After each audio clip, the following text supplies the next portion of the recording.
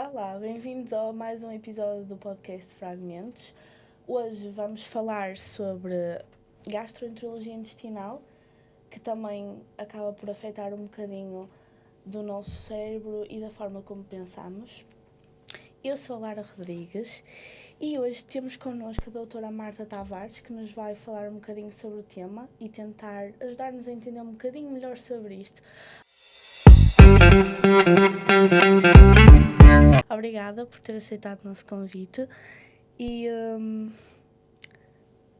não sei, começo se calhar por lhe perguntar quais são assim as diferenças que podemos ver entre as doenças se calhar intestinais que afetam mais a parte do nosso cérebro, que nos façam pensar se calhar de uma forma diferente ou que mexam com o nosso stress. Olá, bom dia Lara, muito obrigada pelo convite. É um prazer estar neste projeto de Fragmentos e desde já agradeço o convite por estar cá presente. Em maio comemora-se uma data muito importante na doença inflamatória intestinal e é muito importante estarmos todos atentos a esta temática. Nos recentes anos e na última década em especial tem-se falado muito da relação do intestino e do cérebro e, portanto, há um eixo intestino-cérebro que modula quer o nosso funcionamento emocional, intelectual, e esse funcionamento também está muito relacionado com o tubo digestivo. Não é só o ambiente onde vivemos e a nossa alimentação, mas o funcionamento saudável de um tubo digestivo proporciona também um bem-estar cognitivo e emocional. As doenças que afetam o tubo digestivo têm, de uma forma direta ou indireta, implicação na forma como a pessoa se sente também. E considera que essas doenças no tubo digestivo são muito comuns? Hoje em dia temos um aumento da prevalência da maior parte das doenças digestivas, quer aquelas que surgem na infância, quer aquelas que surgem na vida adulta, muito em parte por causa também da nossa exposição ao meio ambiente, da nossa alimentação, dos aditivos, mas também de muitos fatores que fazem com que cada vez haja mais prevalência, ou seja, haja mais casos da doença, mas também tenhamos mais métodos de diagnosticar e cada vez mais precocemente. Portanto, é um misto destas duas influências e, de facto, há muito mais patologia inflamatória no intestino, em todas as idades, assim como há outro tipo de doenças digestivas também. Nós tivemos recentemente um convidado que no início nós achávamos que ele tinha Crohn, mas depois percebemos que era uma colite ulcerosa. Acha que tem algumas parecências ou não tem nada a ver uma coisa com a outra? Tem, claro que sim. A doença inflamatória imaginamos um guarda-chuva muito grande onde cabem muitas doenças. Aquelas que são mais conhecidas dividem-se em dois grandes grupos, a doença de Crohn e a colite ulcerosa.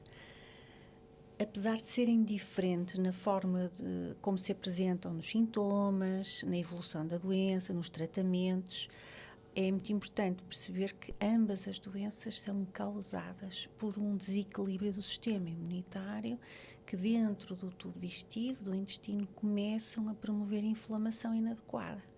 Nós temos um sistema imunitário que nos salva de termos infecções graves, enfim, de termos doenças infecciosas, e esse sistema imunitário às vezes funciona de uma forma diferente e começa a produzir resposta mesmo quando não há essa ameaça de vírus ou de bactérias. E nessa altura o sistema imunitário começa a interagir com o nosso organismo e nessa altura então há doença. Esse desequilíbrio, parece que eles estão a lutar contra um inimigo desconhecido e atacam o próprio organismo.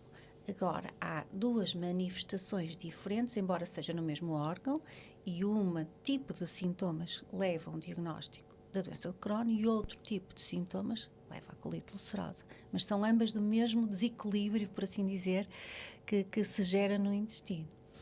E em que idades é que é mais... costuma aparecer mais? A doença inflamatória, embora tenha divergido um pouco nos últimos anos a epidemiologia, podemos dizer que há duas grandes faixas etárias onde há mais doentes a aparecerem de novo. Uma delas é a adolescência, entre os 10 e os 12 anos, e o segundo pico de grande, portanto, de mais diagnósticos é na faixa etária dos 40, entre os 40 e os 50 anos. Claro que há meninos pequeninos e pessoas mais velhas também que têm diagnósticos. Estamos a falar daquelas idades onde é mais frequente. E nessas idades, quais são os sintomas que costumam começar a aparecer da alerta? Os sintomas variam muito, mesmo da própria pessoa, muitas vezes não valoriza este ou aquele sintoma e eles já lá estavam. Em geral, a doença inflamatória, como é uma doença do tubo digestivo, muitas vezes tem sintomas digestivos. Temos dores abdominais, podemos ter diarreia, podemos ter sangue nas fezes, aumento de peso inadequado, portanto, as crianças, os bebés, adolescentes, e eu refiro-me mais a esta faixa etária porque é aquela que eu conheço, aquela onde eu trabalho, mas penso que nos adultos será também muito similar e, naturalmente, na maior parte dos casos há um compromisso de ganho de peso. As crianças e os adolescentes não ganham peso ou até perdem peso. Outro sintoma muito frequente é a perda de sangue nas fezes e isso deve ser sempre um sinal de alerta muito grande para se procurar um médico. Então diria que o sangue nas fezes seria o sintoma que quando vemos já não é normal ter? Sim, mas também o emagrecimento sem uma causa definida, uma diarreia que não passa, que demora semanas ou meses e não passa, a perda de apetite, e depois, claro, que há outros sintomas que são menos típicos, mas, por exemplo, na pediatria, nós temos um sinal, não é um sintoma, porque as crianças não se queixam disso, é um sinal que é, por exemplo, uma criança ou um adolescente não crescer nenhum centímetro durante um ano, por exemplo, não ter crescimento. Isso também é um sinal muito importante, mesmo que não haja rigorosamente mais nada. Visto que isso depende de pessoa para pessoa, mas quanto tempo em média é que demora um diagnóstico? Essa pergunta é difícil. Varia muito do local onde a pessoa reside, varia muito se a família está mais ou menos atenta aos sintomas, se os sintomas são graves ou não, mas estima-se que o atraso no diagnóstico, ou seja, desde que a pessoa fica doente até que começa a ser tratada, pode ir até 3 anos. Isto são números internacionais, não são números sequer portugueses. E há algum fator que causa esta doença? Essa é uma pergunta para $1 milhão. Muito gostávamos de ter assim uma resposta mágica. O que nós sabemos é que há famílias onde há mais doenças deste género, do sistema imunitário, doenças autoimunes. Portanto, há um fator hereditário ou genético, mesmo que não haja muitas pessoas na mesma família com a mesma doença. Depois, há todo um sistema de interação com o meio ambiente, infecções, antibióticos, poluição. Hoje em dia, o que é que se dá muito valor? São os primeiros 1000 dias da nossa vida. São os 1000 dias supostamente mais importantes, de qual ninguém se lembra. E esses 1000 dias criam, por assim dizer, um conjunto de bactérias que vivem no nosso tubo digestivo que podem ser mais ou menos saudáveis, e isso poderá explicar porque é que mais tarde podem surgir doenças desta natureza. E isso nós chamamos microbiota, portanto é a constituição bacteriana do nosso intestino, e isso parece ser que este desequilíbrio vem pelo desequilíbrio criado aí. Agora, ninguém tem uma causa, ninguém tem um fator apenas, infelizmente. E pode ser alguma componente genética? Sim, porque há seguramente famílias onde há muito mais pessoas com este tipo de doenças e outras famílias onde nunca houve, nem nunca terão pessoas afetadas com a doença inflamatória. De alguma maneira a alimentação pode inflamar mais Com certeza. Hoje em dia, os alimentos que comemos, tudo o que ingerimos já não é orgânico, completamente orgânico, salvo raras exceções. E, portanto, haverá com certeza no componente alimentar, nos aditivos, nos componentes ultraprocessados, enfim, tudo isto é muito complexo, mas haverá seguramente uma contribuição da parte alimentar, que hoje em dia faz parte da nossa dieta. E o stress também pode piorar a situação onde a pessoa se encontra. Os doentes, especialmente os doentes da doença inflamatória do tipo colite ulcerosa, dizem-nos que ficam sempre com a doença piorada quando andam com mais stress. Ou quando vão antecipar. Às vezes não é na altura em questão, mas no pré-evento, na antecipação do stress, de facto, há doentes que relatam uma pioria dos sintomas. E, mais uma vez, temos esta comunicação entre o cérebro e o intestino que é impossível de afastar, não é?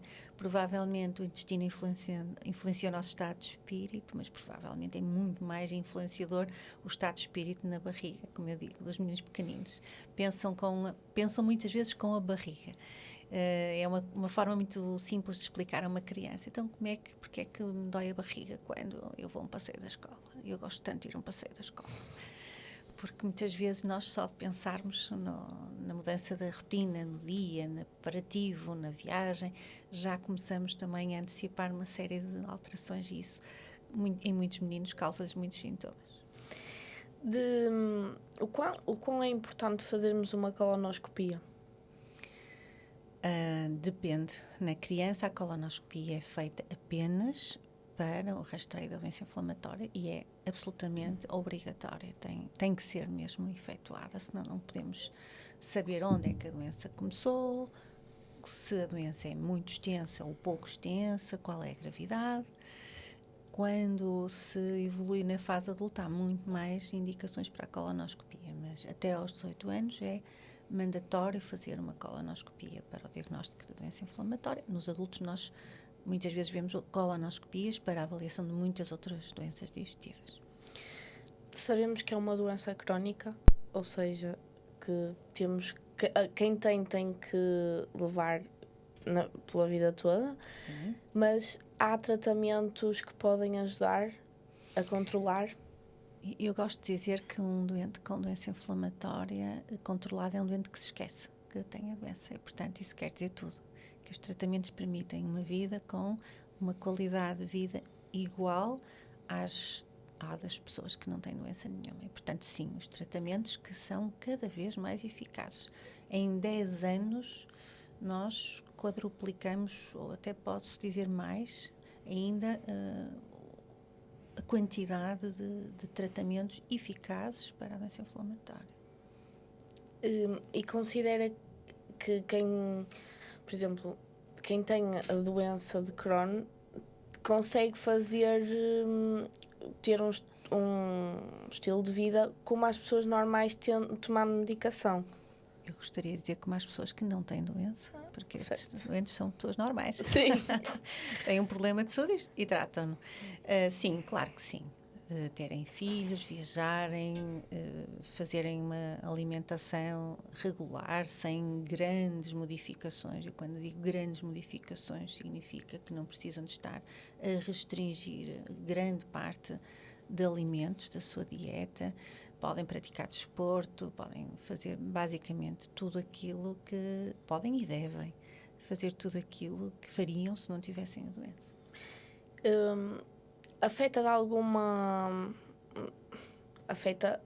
Digamos que pode afetar o nosso psicológico Sim, se tivermos claro. a doença. Um diagnóstico de uma doença crónica afeta obrigatoriamente alguém que até essa altura era uma pessoa saudável, que não tinha nenhum problema de saúde. Agora, também depende da pessoa e dos seus familiares, dos seus amigos e das pessoas que a rodeiam, fazer um bocadinho a gestão desta ansiedade, porque uma doença crónica é, como eu costumo dizer, uma espécie de maratona, e nós temos que correr a maratona para chegar ao fim e cortar a meta, e portanto as coisas devem ser pensadas para levarmos portanto, os seus cuidados de saúde de uma forma ponderada. Mas sim, eu acho que em geral as pessoas que têm doença crónica, em regra, têm mais dificuldade ou sofrem mais de ansiedade, de perturbações psicológicas e psiquiátricas. É um dado, sim, da ciência. E o que é que costuma ser mais difícil de comunicar aos pacientes quando têm essas doenças? Provavelmente o facto da doença não ter cura, de ser uma doença que fica, sim, crónica. Provavelmente isso é o que pesa mais quando um doente tem um diagnóstico de doença inflamatória. É de saber que, apesar de ter tratamentos muito bons e de ir melhorar, não é? Porque vai melhorar, vai ficar fantástico, mas sabe que tem que ter cuidados com a sua saúde toda a vida. E acha que ainda há alguma incompreensão em torno destas doenças? Eu acho que as pessoas não compreendem o que não conhecem. E como muitas pessoas ainda não têm ideia do que é doença inflamatória, então se lhes chamarmos nomes ainda fica mais difícil. Doença de Crohn parece assim um palavrão e as pessoas acham que é uma coisa muito rara e muito estranha e ainda têm algum preconceito.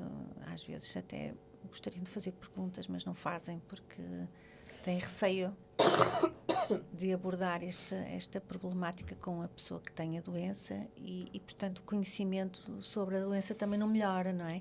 Mas sim, acho que ainda há uma falta de conhecimento muito grande na população e as pessoas depois sugerem aos doentes, sugerem coisas que não fazem sentido, dão conselhos que não encaixam em nada e sugerem montes de coisas que às vezes só fazem ainda os doentes sentirem-se pior. Que conselho é que daria a um recém-diagnosticado com a doença? Olha, primeiro conselho é não obter informação gratuita digital, porque muitas das pessoas que têm também que teriam a obrigação de fazer boa informação, muitas vezes não a fazem. Não ir procurar na internet conselhos ou ver experiências de outras pessoas, porque há uma regra base na doença inflamatória: não há dois doentes iguais. Não há dois meninos com exatamente com o mesmo problema, nos mesmos segmentos, e portanto as pessoas têm, e a família naturalmente tem muita tendência, chegam a casa, vão à inteligência artificial e vão procurar testemunhos, e isso muitas vezes causa muita angústia e muita ansiedade. Portanto, o que eu diria primeiro, pedir conselho e tirar todas as dúvidas com os profissionais de saúde que os estão a acompanhar. E se esse profissional de saúde não estiver a fornecer ou não houver essa possibilidade, pedir a outros profissionais de saúde ajuda.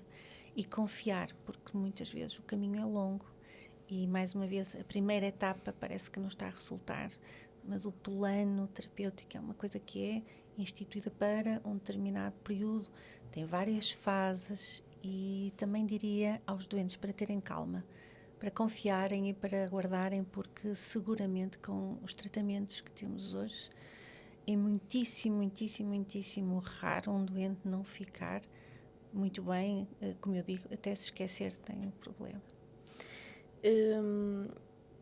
Há alguma palavra que defina as doenças intestinais? É uma palavra muito difícil. Eu dizia desequilíbrio. Em todos os aspectos, mentais, psicológicos, físicos, emocionais. Há falta de equilíbrio. Acho que não encontro uma palavra mais adequada, mas era aí que eu enquadraria a palavra-chave em todos os aspectos. E uma mensagem importante para deixar a todos os que vão ouvir o podcast, mesmo que não tenham a doença. Leiam sobre isto. Se conhecerem alguém que tem a doença, tentem ler primeiro antes de abordarem este assunto com o doente e não o considerem uma pessoa diferente. É uma pessoa normal. Tem um problema de saúde, podia ser outro qualquer, e esse problema de saúde está a ser resolvido e tratado, e portanto que não o considerem uma pessoa diferente, que não possa ser incluída no vosso grupo de pessoas que estão convosco nesta jornada de vida. Muito obrigada por ter aceito o nosso convite. A todos os que ouviram este episódio de Fragmentos, espero que tenham gostado. Procurem e assistam todos os nossos episódios, sigam Fragmentos nas redes sociais e tchau!